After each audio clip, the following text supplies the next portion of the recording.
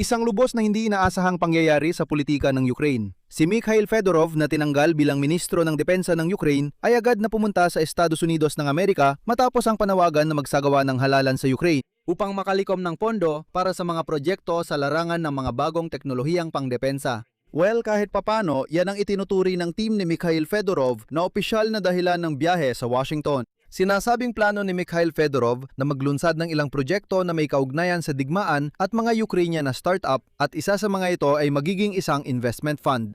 Bagaman may ibang mga source na nagsasabing si Mikhail Fedorov ay pupunta sa Amerika para humingi ng suportang politikal dahil siya mismo ang nagpasya na tahakin ang landas ng pagbuo ng sarili niyang karerang pampulitika. Ngunit ayon kay Mikhail Fedorov mismo sa panayam na yung araw, hindi siya makikipagkita sa mga Amerikanong politiko o opisyal habang nasa Amerika. Nakatuon siya sa pagpapatuloy ng mga reforma sa Ukraine na may kinalaman sa pagpapaunlad ng mga teknolohiyang militar kaya't ang mga pagpupulong ay nakatakda para dito. Ngunit nangyayari ang paglalakbay na ito mismo sa sandaling iyon kung kailan si Mikhail Fedorov ay nagkaroon ng pinakamalaking politikal na hidwaan kay Vladimir Zelensky sa loob ng kanilang 7 taong magkasamang pagtatrabaho. At imposibleng hindi isipin na may pampulitikang motibo ito. Tara, sabay nating alamin kung ano ang totoo. Ano ang nasa likod ng pagpunta ni Fedorov sa Estados Unidos ng Amerika at ano ang mga bagong ibinunyag niya sa ating ngayon? Ako si Alexi Pechi, tara't pag-usapan natin ang paksang ito. Pero bago tayo magsimula, hinihiling ko na mag-subscribe kayo sa channel na ito, i-like ang episode at mag-iwan ng kahit anong komento. Ayon sa British na pahayagan na The Guardian, isinulat nila na ang dating ministro ng depensa ng Ukraine na si Mikhail Fedorov ay mabilis na nakakuha ng exemption mula sa mobilisasyon at sa susunod na linggo ay pupunta na siya sa Estados Unidos ng Amerika. Ayon sa The Guardian, matapos ang panawagan na ibalik ang halalan sa panahon ng digmaan, balak niyang makakuha ng suportang pampulitika mula sa Washington. Paalala lang, si Fedorov ay nagmumungkahi na isagawa ang halalan habang may nagaganap na labanan dahil hindi malinaw kung hanggang kailan pa magtatagal ang digmaan. May hiwalay akong episode tungkol sa paksang ito sa YouTube channel na ito, kaya pumunta kayo at panuurin yun para lubos ninyong maintindihan ang konteksto. At ngayong araw lang, mismong si Mikhail Fedorov ang nagkwento tungkol sa pagbisita niya sa Amerika sa isang eksklusibong panayam sa dati kong mga kasamahan sa 24 na channel. Sa diretsahang tanong na mamamahayag kung balak ba niya, gaya ng isinulat ng ilang media, humingi ng suporta mula sa presidente ng Amerika o sa establishmentong politikal ng Amerika, sumagot si Fedorov at sinabi, hindi naman, ewan ko kung saan nanggagaling ang mga ganitong balita. Isa itong panloob nating usapin.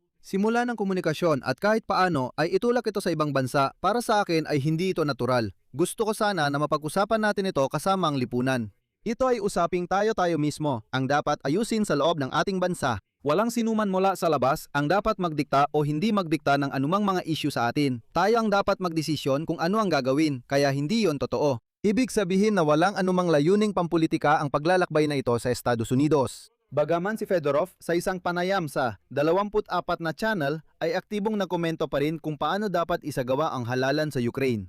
At sinabi niya na di umano'y nakikipag-usap na siya sa mga espesyalista na siyang nagtatrabaho at patuloy na nagtatrabaho kung paano eksaktong isasagawa ang halalan sa panahon ng digmaan. Dahil para sa Ukraine, ito ay unang beses na mangyayari at hindi pa ito nangyari noon. At kakaunti lang ang nakakaalam kung ano ang dapat gawin tungkol dito. At nagpaalala pa si Mikhail Fedorov na mismo si Pangulong Zelensky ay noong Disyembre na nakaraang taon ay inatasan ang parlamento, ang Verkhovna Rada, na gumawa ng batas para sa pagsasagawa ng halalan sa panahon ng digmaan. Totoo, ipapaalala ko, pagkatapos ng unang mga panawagan mula kay Donald Trump, naalala mo ba, nung parang naging aktibo ulit ang usapang pangkapayapaan? Noong katapusan ng taong 25, totoong inatasan ni Zelensky ang mga mambabatas na, sige, umupo kayo, bumuo ng komisyon at gumawa ng batas kung ano ang dapat nating gawin. Paano tayo magsasagawa ng halalan?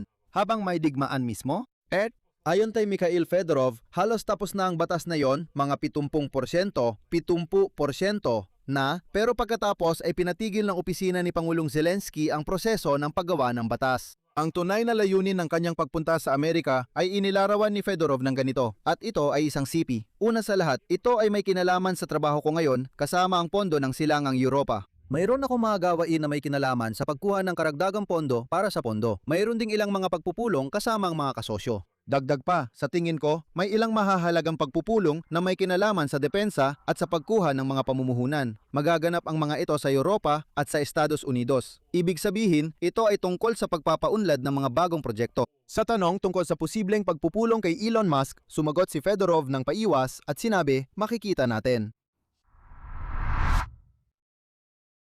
Sigurado ako, sa puntong ito ay may tanong na kayo. Ano nga ba ang mga proyektong ito na balak simulan ni Mikhail Fedorov na kaya't magbubukas pa siya ng hiwalay na venture fund at maghahanap ng mga pamumuhunan para dito? At dito, sa tanong na ito, naging lubos na detalyado ang sagot ni Fedorov. Ang unang proyekto ay isang venture fund na mag-aakit ng pondo mula sa kanluran para mamuhunan sa mga Ukrainian na startup at mga developer na may prioridad sa murang mga raketa. Ayon sa kanya, sila ang may hawak ng kinabukasan ng digmaan gamit ang artificial intelligence. At pati na rin sa pag-robotize at paglalagay ng mga sensor sa unang linya ng labanan upang tuluyang alisin o hanggat maaari ang impanterya mula sa patuloy na pag-atake ng mga drone. Ang pangalawang proyekto ay ang Think Singtang, isang sentro ng pagsusuri kung saan ang mga espesyalista ay mag-iisip kung paano mapipigilan ang digmaan at matatalo ang Rusya habang bumubuo ng mga patakaran ng laro para sa susunod na mga yugto ng labanan.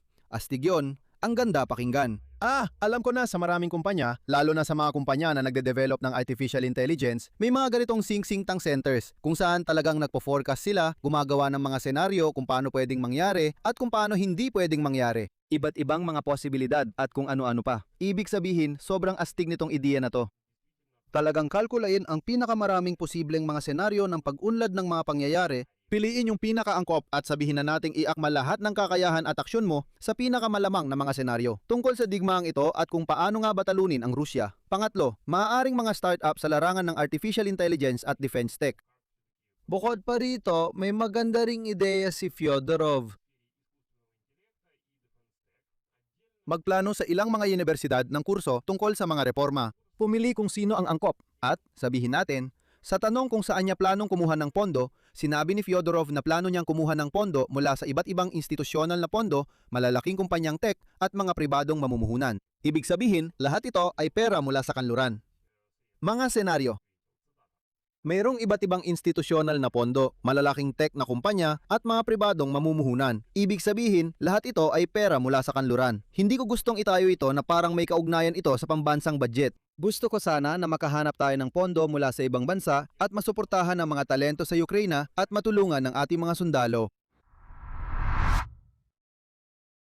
Pero bakit na ba nagkaroon ng mga hinala tungkol sa mga pampulitikang motibo ng pagpunta ni Fedorov sa Amerika? Paalala ko lang, noong Martes, 18 ng Agosto, si Fedorov mismo ang naglabas ng isang video message kung saan sa unang pagkakataon ay hayagang nawagan siyang magsagawa ng halalan habang may digmaan kahit natahasang ipinagbabawal ito ng konstitusyon ng Ukraine sa ilalim ng batas militar.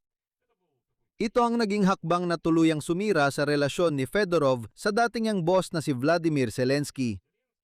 At ngayon, tinawag ng Washington Post ang hakbang na ito ni Fedorov bilang isang nakakagulat na tuwirang hamon sa kapangyarihan ng Pangulong si Vladimir Zelensky na maaaring subukin ang tibay ng pagkakaisa ng Ukraine. Sa mismong pahayag, hindi binanggit ni Fedorov si Zelensky sa pangalan, ngunit inatake niya ang issue ng korupsyon, ang kakulangan ng transparency sa paggawa ng mga desisyon at ang sistema kung saan ang katapatan ay mas pinapahalagahan kaysa sa kakayahan. Narito ang kanyang sinabi. Ang lumang sistema ay madalas nabubuhay ayon sa sarili nitong mga patakaran. Pinoprotektahan nito ang sarili nito. Natatakot ito sa pagbabago. Kalaunan, mas pinatindi pa ni Fedorov ang kanyang sinabi, diretsang tinukoy si David Arakhamia, ang pinuno ng praksyon ng Sluga Naroda, na nagpapahiwatig ng mga pansariling interes ng ilan sa sektor ng depensa, parmasya, sugalan at larangan ng buwis. Gayunpaman, tumangi siyang magbanggit ng mga partikular na pangalan ng mga korap at nang hakol lamang at ito ay isang sipi, darating ang panahon, malalaman ng lahat ng mga Ukrainian ang mga pangalang ito. May ilan na malalaman ang mga ito mula sa mga recording ng mga ahensyang nagpapatupad ng batas. May ilan naman mula sa mga investigasyon ng mga mamamahayag.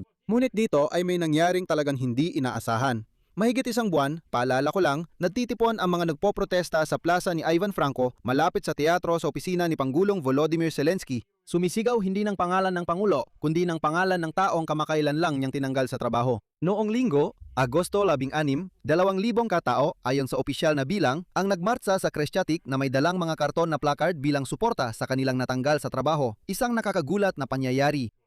Ang mga pangunahing tagapag-organisa ng protesta ay tumutol mismo sa ideya ng pagdaraos ng halalan habang may digmaan at sa katunayan ay inihayag na nila ang pagtatapos ng kilusang protesta. Nagpasalamat si Kaziatinsky ang tagapag-organisa ng mga protesta sa lahat ng sumali sa kilos protesta. Ngunit diretsahan din niya na naghangad ng tagumpay para sa bagong ministro ng depensa na si Yevgeny Kmaria na itinalaga ni Zelensky ngayong linggo bilang permanenteng kahalili ni Fedorov. Ang tunay na mga tagumpay ng kilusan ng mga nagpoprotesta, ayon kay Koziatinsky, ay hindi ang pagbabalik ni Fedorov, kundi ang pagtanggal sa punong komandante na si Syrskyi at ang pagtalaga kay Mikhail Dropatov. At dito natapos ang protesta. Sa kabuuan, kung nakasubaybay kayo sa aking Telegram channel na Pechi News, sinabi ko na mga 2 linggo na ang nakalipas na walang magiging epekto at walang makakamit ang protesta. At ang kwento tungkol kay Fedorov bilang kalihim ng depensa. Matagal na yon, matagal na iyong natapos. Tapos na, pwede nang tapusin ang usapin doon. Ibig sabihin, sa loob lamang ng ilang araw si Fedorov, maaring sabihin na gawa niyang sabay-sabay na gawin ang pinakamatinding pagputol ng ugnayang pampulitika sa dati niyang patron na si Zelensky. At nawala rin ang suporta ng mismong koalisyon sa kalsada na 1 buwan nang humihiling ng kanyang pagbabalik bilang kalihim. Sa kabilang banda, bago pa man ang panawagan para sa halalan, ilang ulit ipinakita ni Fedorov ang kanyang katapatan kay Zelensky at pagkatapos ng kanyang pagkakatanggal, hayagan siyang tumanggi. Sa iba pa ang mga posisyong inalok sa kanya, tulad halimbawa ng pagiging tagapayo ng Pangulo para sa mga reforma. Sinabi rin niya na tinanggihan niya ang proyekto ng pakikipagtulungan sa Palantir Technologies. Iyong mismong Amerikanong kumpanyang technological na nagsimulang makipagtulungan ang militar ng Ukraine noong siya ay nanunungkulan pa bilang ministro. Ibig sabihin, sinadya at tuloy-tuloy na binuo ni Fedorov ang imahe ng tapat, ngunit prinsipyadong teknokrata hanggang sa mismong pagputol ng ugnayan. Dapat nating balikan kung ano talaga ang maging tatak ni Fedorov bilang ministro. Dahil dito natin mauunawaan kung bakit siya may ganitong bigat sa politika at koneksyon sa mga Amerikanong higanteng teknolohiya na balak niyang gamitin ngayon para sa sarili niyang investment fund. Halos tumigil na ang pag-usad ng hukbong Ruso sa mga sinakop na teritoryo ngayong taon. Ito ay dahil sa depensang itinayo ng sandatahang lakas ng Ukraine gamit ang mga drone. Pinayagan ng mga drone na may katamtamang layo na sirain ang likurang supply at lohistika ng pwersang Ruso at putulin ang supply papuntang Crimea. At ang mga long-range na pag-atake ay nag-guide sa Rusya ng halos 1/4 ng kapasidad nito sa pagpoproseso ng langis. Si Fedorov ay may malapit na personal na koneksyon sa mga kumpanyang Amerikano tulad ng SpaceX at Palantir. Ang kanyang personal na paglapit kay Elon Musk ay nagresulta sa pagdiskonekta ng kumpanya sa mga Starlink terminal noong Enero na ilegal na ginagamit ng hukbong Ruso. Sa ngayon, hinihiling ng Kyiv sa Estados Unidos na payagan ang paggamit ng Starlink para sa mga pag-atake sa mga complex na napapalipad ng ballistic missiles sa teritoryo ng Rusya. Ngunit ayon kay Fedorov, hindi niya napaniwala si Elon Musk tungkol dito kahit na patuloy pa rin siyang nakikipag-ugnayan sa kanya matapos siyang matanggal sa pwesto bilang ministro ng depensa. Bukod pa rito, isinulat ng magazine na The Atlantic na naghanda ang Ukraine ng plano para sa malawakang pag-atake sa mga paliparan ng Moscow kung saan balak gamitin ang isang kuyog ng mga autonomong drone na may artipisyal na intelihensya. Ang operasyon ay napurnada balaksana ng Ukraine na magpalipad na hanggang 1,000 maliliit at murang drone sa loob lamang ng isang gabi. Ang kanilang layunin ay saturahin ang depensang pangimpapawid at maparalisa ng matagal ang mga paliparan sa Moscow upang ang mga international na airline ay tuluyang tumigil sa paglipad papunta sa kabisera ng Russia. Sa ganitong paraan, umaasa ang Ukraine na mapipilit si Vladimir Putin na bumalik sa negosasyon para tapusin ang digmaan. Ngunit ayon sa The Atlantic, si Zelensky ay di umano'y umatras sa ganitong plano. Bagaman na yon, sinasabi sa opisina ng presidente na ito ay puro kalokohan at wala talagang ganoong plano na kailanman ay umiral. Sa kabuuan, formal na itinatanggi mismo ni Fedorov ang anumang pampulitikang dahilan ng kanyang pagpunta sa Estados Unidos, iginiit niyang ito ay tungkol lamang sa pagkuha ng pondo mula sa kanluran. Para sa venture fund think tank at mga startup sa larangan ng murang mga raketa at pagrorobotisa ng frontline. Ibig sabihin, pagpapatuloy ng mismong trabaho na ginagawa niya bilang ministro ng depensa. Ngunit, ang mismong biyahe ay nagtapat sa oras ng pinakamatinding pampulitikang pagputol ng ugnayan ni Fedorov kay Zelensky. At itong konteksto na ito, ang panawagan para sa eleksyon sa gitna ng digmaan, ang pag-atake sa korupsyon sa paligid mismo ni Pangulong Zelensky, dagdag pa ang pagkawala ng suporta mula sa sarili niyang koalisyon sa kalye na siyang tumanggi sa ideya mismo ni Fedorov. Kaya paulit-ulit na nagtatanong ang mga mamamahayag kasama na ako tungkol sa tunay na motibo ng kanyang paglalakbay kahit na may tuwirang pagtanggi. Ibig sabihin, sabi ni Fyodorov, hindi, ano ba kayo? Siguradong hindi ito tungkol sa politika, pero lahat ay mukhang tungkol talaga sa politika. Dito na muna ako mag-iiwan ng tuldok-tuldok. Isulat ninyo ang inyong opinyon at mga konklusyon sa mga komento sa ilalim ng episode na ito. Mag-subscribe kayo sa channel, pindutin ang kampanilya at huwag kalimutang mag-like. Yun lang po, ingatan ninyo ang inyong sarili. Paalam sa lahat.